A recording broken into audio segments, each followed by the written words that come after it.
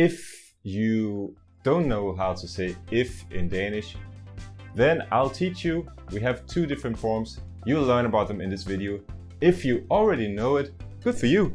But maybe you don't know about the third form that is very specific and that you're also going to learn about in this video.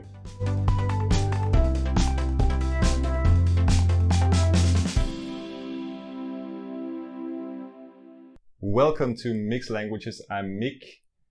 So we have if in the English, we have hvis and in Danish. And let's explain it quickly. Hvis is, if you in English can say in case as a synonym for if you can say in case something happens, then you use hvis in Danish. Whereas if you can say whether, if you can replace if by whether, you have So let's look at one sentence here and understand it. Hvis du vil, kan jeg spørge hende, om hun vil komme med, hvis vi tager derhen. Hvis du vil, kan jeg spørge hende, om hun vil komme med, hvis vi tager derhen. In English we have three if here. In Danish we have hvis, hvis. So we have hvis in the first one, because in English we could say in case you want. In case you want, then I can do this and that, okay? Hvis du vil, kan jeg spørge hende, om hun vil komme med. Here we could say in English whether. I can ask her whether she wants to come along. I would not be able to say I can ask her in case she wants to come along. That makes no sense. Whether makes sense here. I can ask her whether she wants to come along. And the last one, hvis vi tager derhen. If we go there. Again, what can I put here in English? Whether or in case? In case. So we have hvis. Great.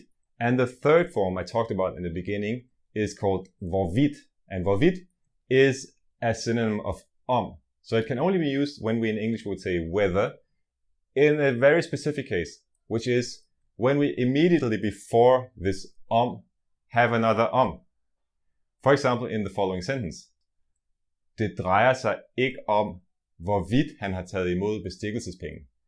Det drejer sig ikke om, hvorvidt han har taget imod bestikkelsespenge. So normally after the comma here, we would have but it wouldn't sound good for us to have So that's why we exchange the second here, which is if in English, with hvorvidt. Practice time. So now let's look at some sentences, which I will give you in English, and you try to figure out if it's hvis or And if you are missing words for the whole sentence, if there are some Danish words you don't know, that's all right.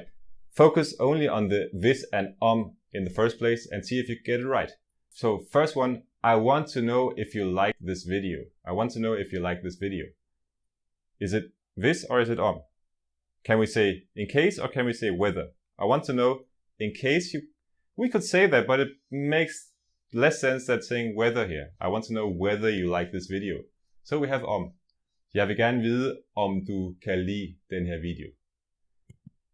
Next sentence. If you like the video, please give it a like. If you like the video, please give it a like.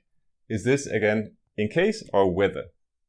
Here whether would make no sense at all, but in case would. So we have hvis.